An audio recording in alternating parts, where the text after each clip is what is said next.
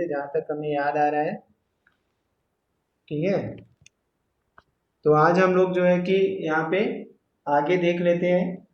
आगे एक चार्ट यहाँ पे फिर से बनाएंगे। ठीक है, इसमें ऑक्साइड्स ऑफ नाइट्रोजन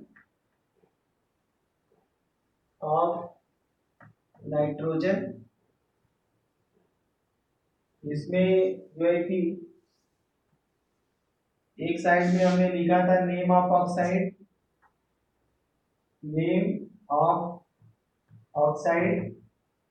और दूसरी साइड में oxidation number, oxidation state formula के साथ, फॉर्मूला प्लस ऑक्सीडेशन स्टेट। यहाँ पे प्रिपरेशन हमने देखा था, प्रिपरेशन, और यहाँ पे प्रॉपर्टी था, प्रॉपर्टीज। ठीक है, यहाँ पे प्रॉपर्टीज था। अब इसके बाद हम लोगों ने जो है कि अब सीधे हम शुरू करते हैं डाई नाइट्रोजन ट्राई ऑक्साइड से। ये हो गया था शायद die nitrogen try oxide.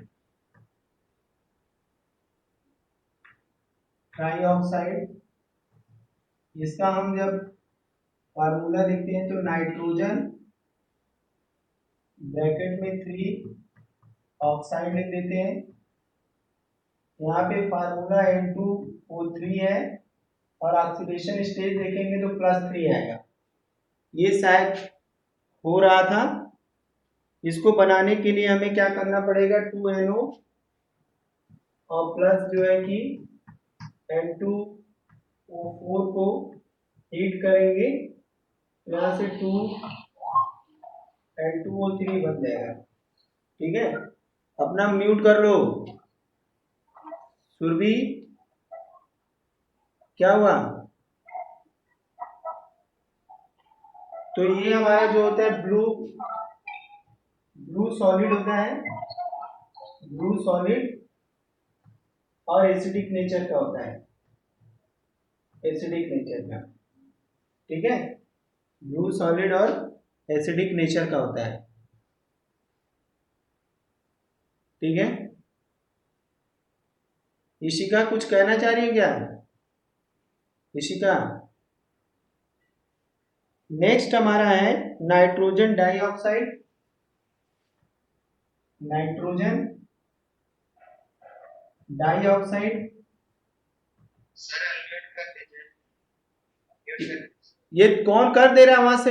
Unmute कौन कर दे रहा है? हम टच भी नहीं कर रहे हैं।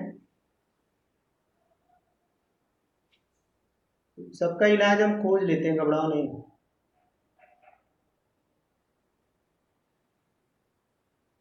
ठीक है, फिर ये म्यूट हो जा रहा है वहां से। हाँ, वेबएक्स पे छोड़ो पहले, अभी यहाँ पे मीटिंग करो। चलो यहाँ पे, अब वहां पे शुरू हो गया तो यहाँ पे करते हैं। नाइट्रोजन फार्मूले में यहाँ पे लिखेंगे, नाइट्रोजन ब्रैकेट में लिखेंगे 4 क्या होगा यहाँ पे? Oxidation state oxide, di oxide भी लिख सकते हैं यहाँ पे, डाई ऑक्साइड। इसका फार्मूला हो जाएगा NO2 और यहाँ पे आएगा +4। ठीक है, इसको बनाने के लिए सबसे सिंपल तरीका है कि हम यहाँ पे लेड नाइट्रेट को हीट करते हैं, बस ये बन जाता है। ये lead nitrate PbNO3 whole twice. ठीक है, इसको हीट करेंगे 673 केल्विन पे, तो यहाँ पे हमारा बन जाता है 2NO2 प्लस PbO और प्लस O2। ठीक है, तो इस तरह से हमारा डाइनाइट्राइट बन जाता है। एक पैरामैग्नेटिक होता है, ब्राउन गैस होती है, रिएक्टिव होता है, एसिडिक होता है। Brown gas reactive, paramagnetic, magnetic और एसिडिक नेचर होता है इसका। ठीक है। अब इसमें दो और बचे हैं, एक हमारा है नाइट्रोजन ट्राई टर्ट ऑक्साइड और डाई नाइट्रोजन पेंटॉक्साइड। इरेज करते हैं इसको।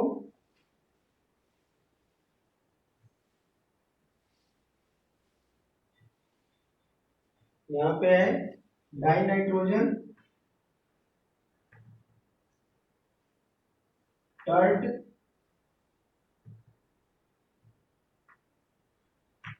ऑक्साइड, यहाँ पे नाइट्रोजन, यहाँ पे रहेगा 5 N2O4 4 होगा यहाँ पे, ठीक है, 4 हो गया यहाँ पे। डाई यहाँ पे ऑक्साइड, फार्मूला रहेगा N2O4, यहाँ पे आएगा +4 ऑक्सीडेशन स्टेट।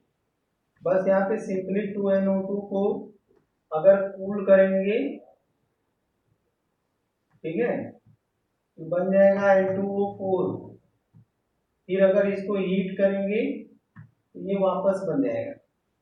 ये सॉलिड और लिक्विड के बीच में एक तरह का इक्विलिब्रियम होता है। ये सॉलिड और लिक्विड दोनों स्टेट में पाया जाता है, ठीक है, और एसिडिक है, कलरलेस है, ठीक है, colourless, acidic and exist in state, यहाँ पे दोनों मिलता है, ठीक है।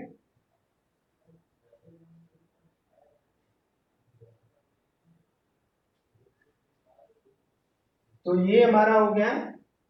अब एक लास्ट हमारा बनता है pentoxide, die nitrogen pentoxide, die nitrogen पेंटा ऑक्साइड, ठीक है। तो ये हमारा है नाइट्रोजन, ब्रैकेट में 5 हो जाएगा, ऑक्साइड, फार्मूला यहाँ पे हो जाएगा N2O5 और यहाँ आएगा +5 ऑक्सीडेशन स्टेट, ठीक है। अब इसको हमें जो है कि प्रिपेयर अगर करना है तो हम जो है नाइट्रिक एसिड को फास्फोरस पेंटाऑक्साइड के साथ रिएक्शन कराएंगे। HNO3 + P2O5 गिव्स क्या देगा, यहाँ पे बन जाएगा हमारा N2O5 प्लस, कुछ हुआ क्या, आवाज आ रही है, ठीक है, H3PO3,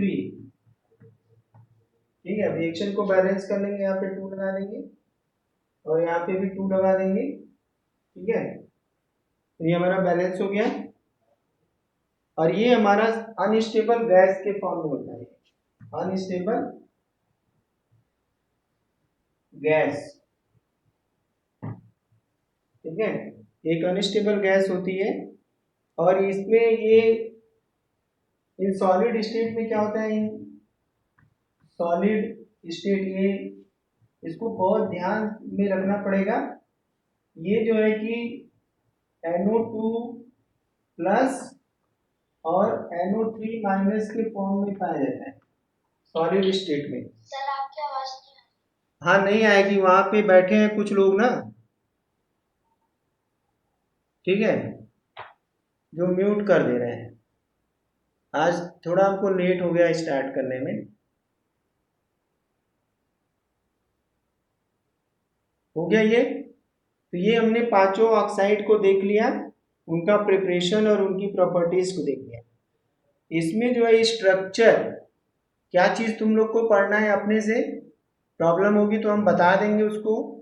अमोनिया का प्रिपरेशन, प्रॉपर्टी, और नाइट्रिक एसिड का प्रिपरेशन और प्रॉपर्टी, ठीक है।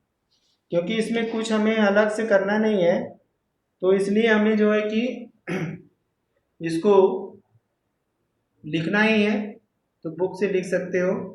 अब हम इसके बाद हम जो है एक brown ring test for nitrates हम लोग लैब के अंदर करते हैं, उसी को यहाँ पे देखेंगे थोड़ा सा।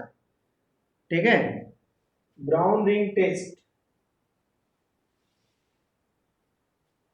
इरेज करते हैं इसको।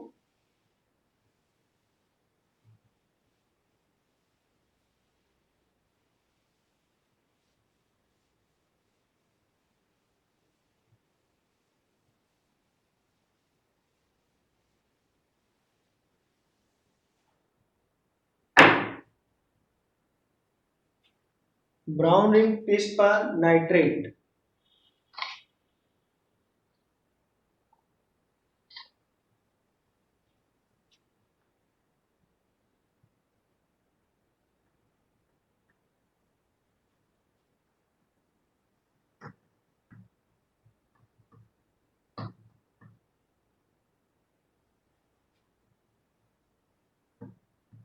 नाइट्रेट्स के ब्राउन रिंग टेस्ट के लिए हम यहाँ पे इसको करते हैं। इसमें क्या करते हैं, इसमें जो एबिलिटी होती है Fe2+ की, वो रिड्यूस कर देता है नाइट्रेट को नाइट्रिक ऑक्साइड में। ठीक है, और उसके बाद जो है कि और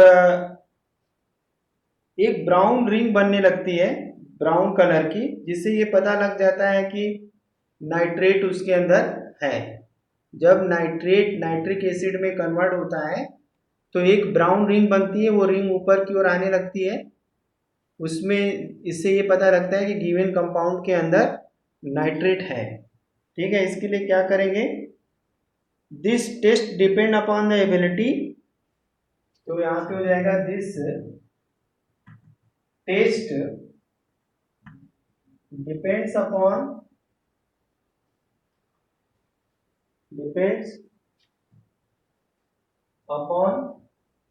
ability of Fe2+ to reduce nitrate into nitric acid। ठीक है, नाइट्रिक एसिड या नाइट्रिक ऑक्साइड, यहाँ पे देखते हैं nitric oxide, nitric oxide which react with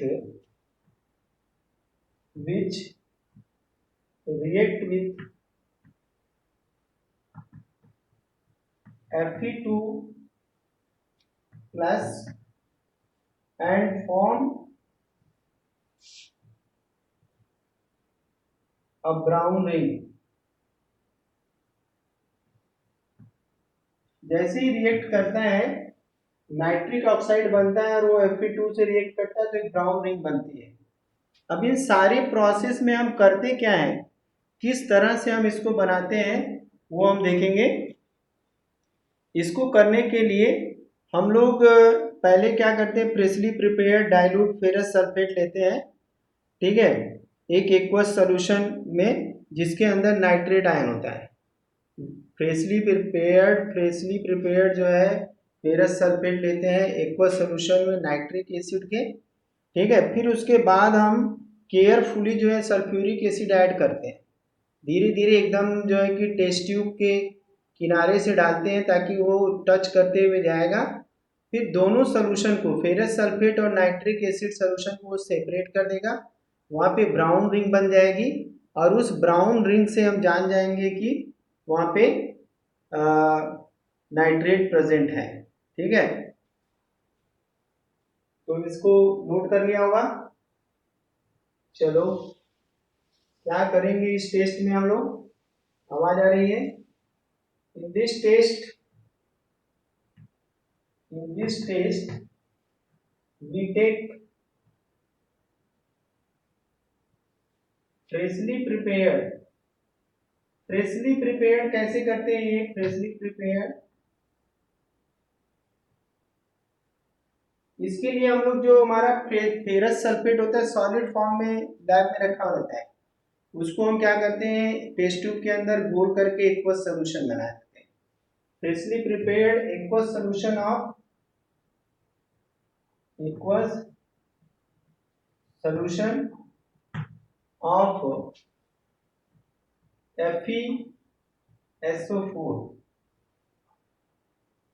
and aqueous solution containing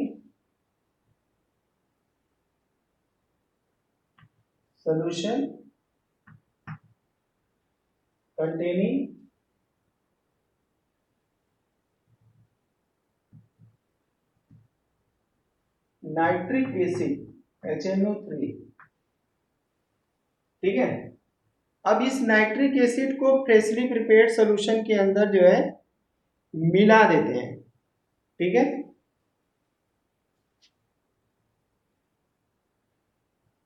then we add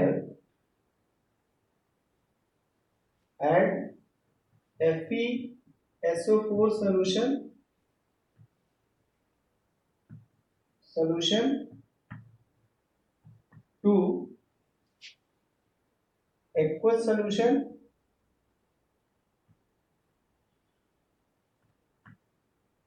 containing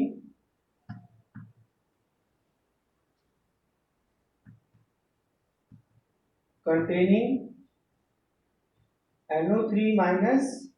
ठीक है, then and add carefully sulfuric acid H2SO4 along the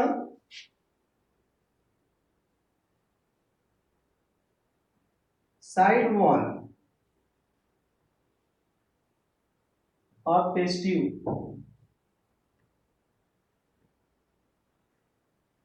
ठीक है, टेस्ट ट्यूब के साइड वॉल से हम डालते हैं। ठीक है, तो वहां पे क्या होता है कि दोनों के बीच में एक सेपरेशन हो जाता है, दोनों सोल्यूशन के बीच में, और एक ब्राउन रिंग बन जाती है। क्या होता है यहाँ पे, this results brown ring formation. This results brown ring formation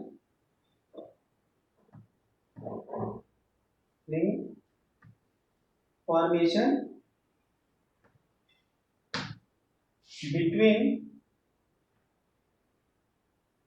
to solution कौन सा है, एक तो फेरस सल्फेट सोल्यूशन है और एक हमारा नाइट्रिक ऑक्साइड वाला है। एक हमारा क्या है, नाइट्रिक ऑक्साइड वाला है। तो दोनों के बीच में एक ब्राउन रिंग बन जाती है, और वो जो ब्राउन रिंग होती है उससे ये पता लगता है कि सॉल्यूशन के अंदर नाइट्रेट आयन है। ठीक है,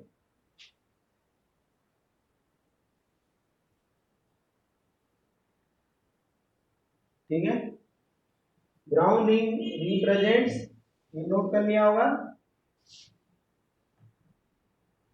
brown ring represents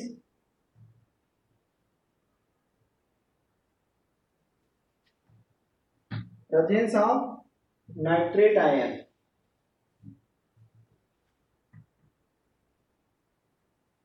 presence of nitrate ion। एक बार फिर से बता दे रहे हैं, ये एक ऐसा टेस्ट है कि जो हम लोग कम से कम एक आयन को दिमाग में रखेंगे, एग्जाम में आसानी से प्रैक्टिकल में हो जाएगा। सिंपली इसमें हम क्या करते हैं कि एक टेस्ट ट्यूब लेंगे, पहले उसके अंदर फ्रेशली प्रिपेयर्ड पहले जो है फेरस सल्फेट सॉलिड ले करके उसके अंदर हम लोग जो है कि वाटर ऐड करेंगे, सोल्यूशन बन जाएगा। अब वो दूसरे टेस्ट ट्यूब के अंदर हम वैसा साल्ट लेंगे जिसके अंदर नाइट्रेट आयन हो, हमें नहीं पता है कि कौन सा है, चाहे लेड नाइट्रेट हो चाहे कोई भी नाइट्रेट आयन उसके अंदर होना चाहिए। नाइट्रिक एसिड जरूरी नहीं है, नाइट्रेट आयन होना चाहिए। ठीक है, क्योंकि नाइट्रिक एसिड लेने में खतरा ये रहेगा कि वहाँ पे पानी ऐड करेंगे तो रिएक्शन है एसिड और इसके बीच में होगा, तो हमें जो है चोट लग सकती है। तो ऐसे कंडीशन में हम लोग क्या करते हैं कि कोई भी नाइट्रेट ले लेते हैं, उसका सोल्यूशन बना लेते हैं। अब उस नाइट्रेट के सोल्यूशन में हम लोग जो है फेरस सल्फेट का सोल्यूशन ऐड करते हैं, और उसको ऐड करने के बाद हम लोग क्या करते हैं, जो साइड वाल, ये जैसे अगर ये टेस्ट ट्यूब है तो साइड वाल से कंसंट्रेटेड सल्फ्यूरिक एसिड धीरे धीरे डालते हैं, एकदम जो है कि एक पतले से रेशे के रूप में हल्का हल्का जाता है। और जो है कि टेस्ट ट्यूब, जैसे ये टेस्ट ट्यूब है, ये टेस्ट ट्यूब है, इस टेस्ट ट्यूब में दो सोल्यूशन बने हैं, ठीक है। अब हमें नहीं पता है कि कौन सा सोल्यूशन कहाँ पे है, ये तो हमने जैसे लाइन खींची, यहाँ पे दोनों सोल्यूशन है, इसके अंदर हमारा FeSO4 भी है और प्लस जो है कि नाइट्रेट भी है।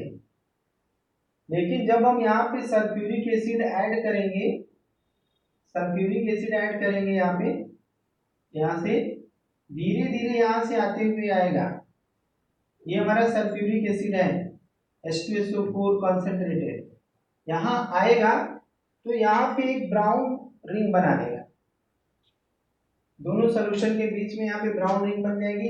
कभी कभी यहीं पे रिंग बन जाता है, यहीं ऊपर ही बन जाता है, ये ब्राउन रिंग बन जाता है। अब इस ब्राउन रिंग का बनना, इस ब्राउन रिंग का बनना ये बताता है कि सोल्यूशन के अंदर जो है कि नाइट्रेट आयन है, ठीक है। इस चीज को ध्यान में रखोगे, ये टेस्ट तुम्हें याद रहेगा हमेशा। अब इसके बाद हम लोग जो है कि ये नाइट्रिक एसिड का जो प्रॉपर्टी है, ऑक्सीडाइजिंग और रिड्यूसिंग रिएक्शंस बहुत ज़्यादा पूछते हैं, तो उसको ज़रा ध्यान से पढ़ लेना है, नोट कर लेना है, कॉपी के अंदर इसका नोट होना चाहिए। अमोनिया का प्रिपरेशन प्रॉपर्टी और नाइट्रिक एसिड का प्रिपरेशन प्रॉपर्टी, ये कॉपी में ज़रूर होना चाहिए। अब इसके बाद हम जो है कि यहाँ पे फास्फोरस के कंपाउंड हमें पढ़ने नहीं है, ठीक है, और हमें पढ़ना है oxo acid of phosphorus. Elementary knowledge इसके अंदर लेना है, कोई डिटेल में नहीं पढ़ना है। तो अगर डिटेल में, फिर किसी ने म्यूट कर दिया, कुछ हमें डिटेल में नहीं पढ़ना है, उसमें हमें केवल बेसिक नॉलेज लेना है। बेसिक नॉलेज उसके अंदर क्या हो सकता है, बेसिक नॉलेज इसके अंदर यही हो सकता है कि उसमें जो है कि फास्फोरस से जो एसिड्स बनते हैं, जो या फास्फोरस के ऑक्साइड्स होते हैं, वो किस तरह से लिंक होते हैं, उस पर क्वेश्चन बन सकता है। तो हम ऑक्सो एसिड्स ऑफ फास्फोरस लेंगे और उसके बारे में हम बताएंगे, ठीक है। इसको हम इरेज करते हैं।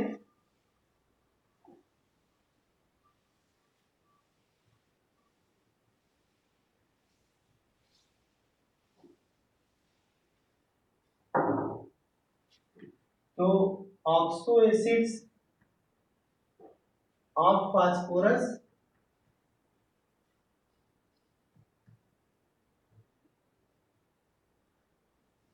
ये अगला हमारा है यहाँ पे oxo acids of phosphorus.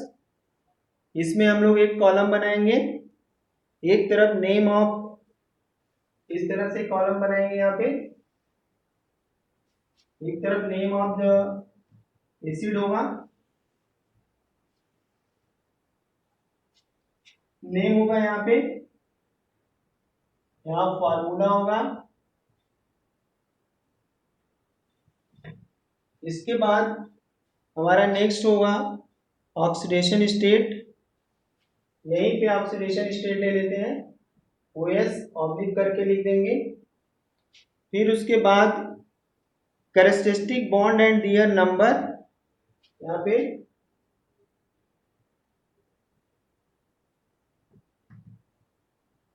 Bond and number, इसमें क्या देखना है अभी हम बता रहे हैं, ठीक है। इसके बाद हमारा आ जाएगा प्रिपरेशन, जरूरी नहीं है फिर भी हम ले लेते हैं,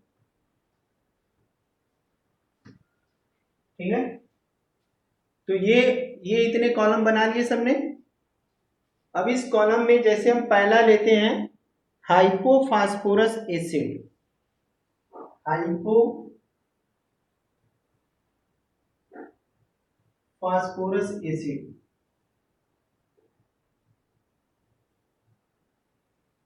हाइपोफास्फोरस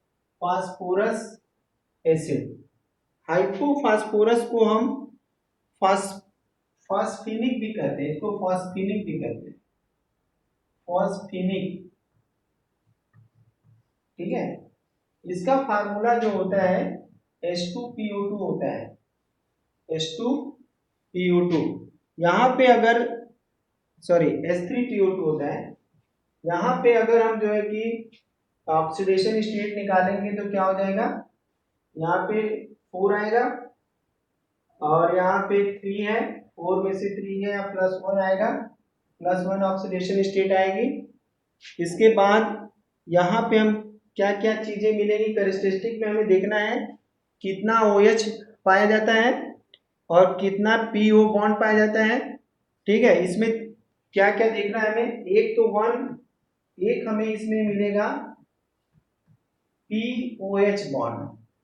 ठीक है, तकरीबन यहाँ पे हमें 2 मिलेंगे PH बॉन्ड और 1 मिलेगा हमें P डबल बॉन्ड O। ठीक है, इसमें हमें क्या है, एक फास्फोरस से एक OH लगा हुआ मिलेगा, उसी फास्फोरस से 2 H लगे हुए मिलेंगे और एक ऑक्सीजन डबल बॉन्ड के साथ यहाँ पे जुड़ा होगा। ठीक है, ये चीज ध्यान में रखना है।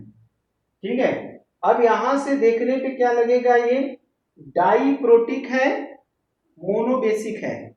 डाइप्रोटिक, 2 प्रोटॉन इस पे हाइड्रोजन है इसके साथ रखे हैं जो कि एसिडिक नहीं है, और यहाँ पे OH एक है, एक एसिडिक हाइड्रोजन है, यही H अलग होगा, इसलिए इसको मोनोबेसिक एसिड बोलते हैं, मोनोबेसिक एसिड बोलते हैं।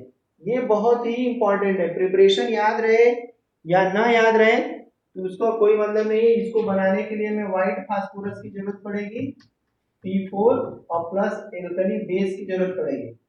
हमें ये रिएक्शन जानना जरूरी नहीं है जितना हमें इसको जानना जरूरी है। हम इसकी जगह पे प्रिपरेशन की जगह पे स्ट्रक्चर लिख देते हैं तो साथ साथ स्ट्रक्चर भी हो जाएगा, समझ में आ जाएगा कि क्या बन रहा है। स्ट्रक्चर अगर देखेंगे तो P के साथ डबल बॉन्ड हो जाएगा, एक H हो जाएगा, एक H होगा इधर, इधर हो गया OH। ठीक है, तो यहाँ पे ये मोनोबेसिक है, ये मोनोबेसिक का मतलब है यहाँ पे एक ही H है जो अलग होगा, बाकी H अलग नहीं होंगे। दूसरा है आर्थोफास्फोरस एसिड, आर्थोफास्फोरस एसिड, आर्थोफॉस्फोरस।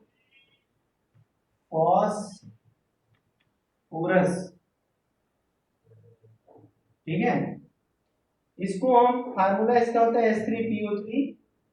यहाँ पे ऑक्सीडेशन स्टेट देखेंगे तो 6+3 आएगा यहाँ पे।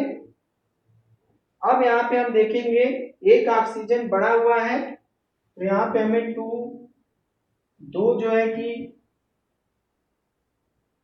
2 यहाँ पे हमें मिलेंगे POH और 1 जो है कि PH मिलेगा और 1 जो है कि यहाँ पे P डबल बॉन्ड O मिलेगा।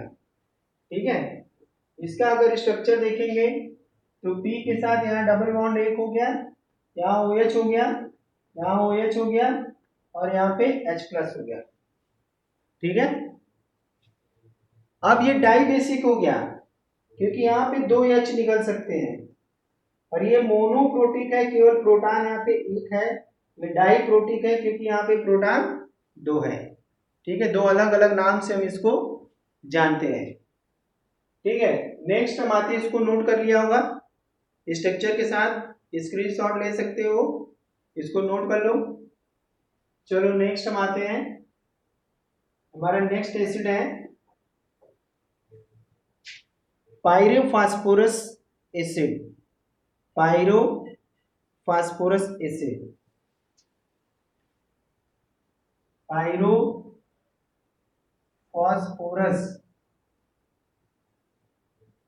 पायरोफॉस्फोरस का फार्मूला जो होगा H4P2O5। ठीक है, यहाँ पे जब इसका ऑक्सीडेशन स्टेट निकालेंगे तो यहाँ से हो जाएगा 5, 5 2 जा 10, 10 में से 4 जाएगा 6 प्लस 3 आएगा, एक पे आएगा प्लस 3। अब इसमें देखते हैं ये 5 आ गया तो कितने कितने बॉन्ड हैं। ठीक है, यहाँ पे अगर देखेंगे तो सब दो दो मिलेंगे। यहाँ पे 2 हमारा है POH, 2 है PH और 2 है P इक्वल टू OH। अब अगर इसका स्ट्रक्चर हम देखेंगे तो इसका स्ट्रक्चर कैसा आना चाहिए। इसका स्ट्रक्चर आएगा, यहाँ पे पहला तो काम ये करेंगे कि 2 P लेंगे, एक P यहाँ पे हो गया, डबल बॉन्ड के साथ दिखा देंगे। ठीक है, इसके बाद एक PH, एक H यहाँ लगाएंगे, एक H यहाँ पे लगाएंगे, एक जो है OH यहाँ पे देंगे, एक OH यहाँ पे देंगे। ठीक है, ऑक्सीजन पूरा हो गया, 2 2 4 हुआ, यहाँ पे एक ऑक्सीजन को ऐसे जोड़ेंगे। ये इसका स्ट्रक्चर बनाना बहुत इजी है। ठीक है, आई बात समझ में। ये समझ में आ गया। अब इसके बाद इसका अब यहाँ पे हमारा ये भी डाई प्रोटिक है और डाई बेसिक है। यहाँ से 2 H एलिमिनेट होंगे, एक H यहाँ से निकलेगा और एक H यहाँ से निकलेगा। ठीक है, और नेक्स्ट और लास्ट हम देखते हैं, अगला जो है नोट कर लिया होगा इसको। अगला हमारा है आर्थोफास्फोरिक एसिड। आर्थोफास्फोरिक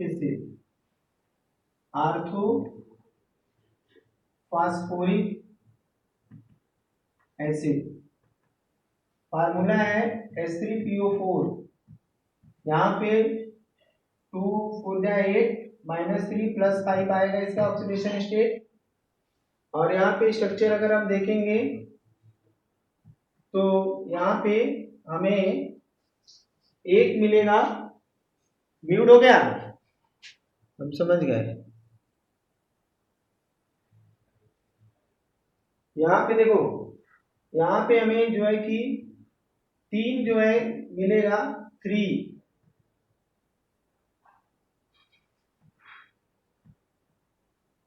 मिलेगा POH और 1 मिलेगा P के साथ डबल बॉन्ड। ठीक है, स्ट्रक्चर अगर इसका बनाएंगे तो P डबल बॉन्ड हो जाएगा, यहाँ से OH हो जाएगा, OH और ये OH। ठीक है, ये ट्राई बेसिक है, इसको यहाँ पे 3 H है, 1 2 3, इसको ट्राई बेसिक बोलेंगे। ठीक है, ये इसका स्ट्रक्चर भी हो गया हमारा। अब एक बचा है पायरोफास्फोरिक। नेक्स्ट हम इसको इरेज करते हैं, इसको नोट करते चलो। इसमें OH के बारे में पूछा जाता है, स्ट्रक्चर ध्यान में रखना। OH के बारे में किसी भी कंपटीशन में पूछ देता है कि कितना POH बॉन्ड है, कितना डबल बॉन्ड O है, ये पूछ देता है। तो नेक्स्ट हमारा है पायरोफास्फोरिक।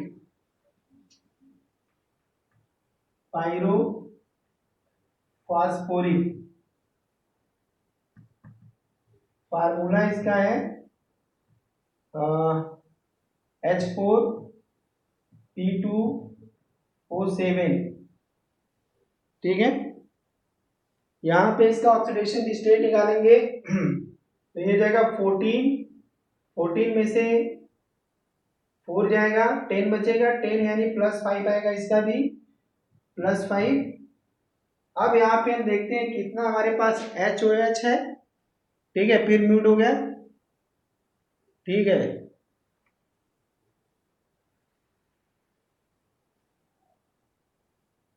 ठीक है, अब इसके बाद यहाँ पे हम देखेंगे कि हमें 4 जो है लगभग 4 Fu है 4 हमें मिलेगा POH और 2 हमें मिलेंगे 2 जो है मिलेंगे P डबल बॉन्ड O और यहाँ पे एक मिलेगा हमें 1 POOP ये बॉन्ड मिलेगा। यहाँ पे परऑक्साइड बॉन्ड भी मिलेगा, एक हमारे पास परऑक्साइड बॉन्ड है। स्ट्रक्चर बनाना है तो क्या करेंगे, 2 पहले P लिख लेंगे, इसके बीच में एक ऑक्सीजन 2 ऑक्सीजन जो आ गया, 2 हम ऐसे बना लेंगे, ठीक है। अब एक OH इधर, एक OH इधर, एक OH इधर और एक OH इधर, कुल कितना हो गया यहाँ पे, इसका मतलब ऑक्सीजन कितना है, एक ही होगा, ठीक है। 3 3 6 और ये 1, ठीक है। अब है मेटाफॉस्फोरिक एसिड, लास्ट हमारा है metaphosphoric acid. Metaphosphoric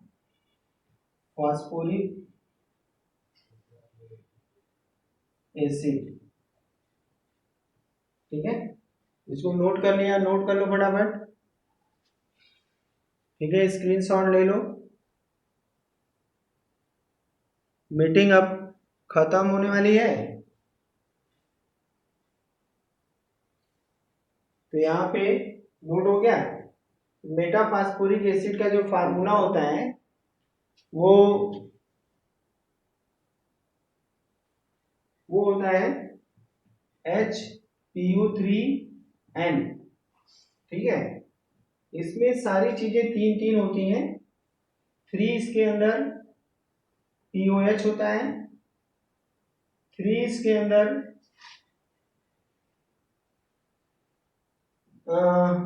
P double bond O मिलेगा और 3 इसके अंदर जो है 3 इसके अंदर हमें POO मिलेगा। एकदम बेंजीन रिंग की तरह बनता है, ये इनऑर्गेनिक बेंजीन की तरह से बनता है। इसका स्ट्रक्चर अभी हम बता रहे हैं, यहाँ पे इसको नोट कर लिया होगा। तो हम ये वाला स्ट्रक्चर यहाँ पे इरेज करेंगे, ये वाला स्ट्रक्चर यहाँ पे हमने इरेज कर लिया है, इसको भी इरेज कर दिया है, ठीक है। इसको भी इरेज कर देते हैं, ये तो कंफ्यूजन हो जाएगा। अगर स्ट्रक्चर बनाना है तो हम क्या करेंगे, यहाँ फास्फोरस लिखेंगे, यहाँ फास्फोरस लिखेंगे, यहाँ फास्फोरस लिखेंगे, ठीक है। अब यहाँ पे एक ऑक्सीजन ले लेंगे, एक ऑक्सीजन यहाँ ले लेंगे, एक ऑक्सीजन यहाँ ले लेंगे, ऐसे हो गया, ऐसे हो गया, ऐसे और ऐसे हो गया, ठीक है। अगर n की वैल्यू यहाँ 3 रखते हैं तो अब इसके बाद हमें 3 डबल बॉन्ड O लिखना था, 3 डबल बॉन्ड O हो गया हमारा, और 3 OH है, एक OH इसको देते हैं, एक OH इसको देंगे, एक OH इसको देंगे, और 3 बॉन्ड हो गए POO POO POO। इस तरह से स्ट्रक्चर बनता है, ये देखो, ठीक है। तो ये हमने स्ट्रक्चर भी जान लिया, ठीक है। तो आज हमने स्ट्रक्चर के साथ साथ सारी एसिड को जान लिया। अब ये हमारा जो है चैप्टर जो है सर मैथ क्लास है सर, अब इसके पास मैथ क्लास है। तो आज ईमानदारी से बताओ कौन पहले इसको ऑर्गेनाइज किया था, ये विशाल कुमार यादव। मीटिंग हम यहाँ पे बंद कर रहे हैं, ठीक है। आज के लिए इतना ही, ठीक है। कल हम लोग जो है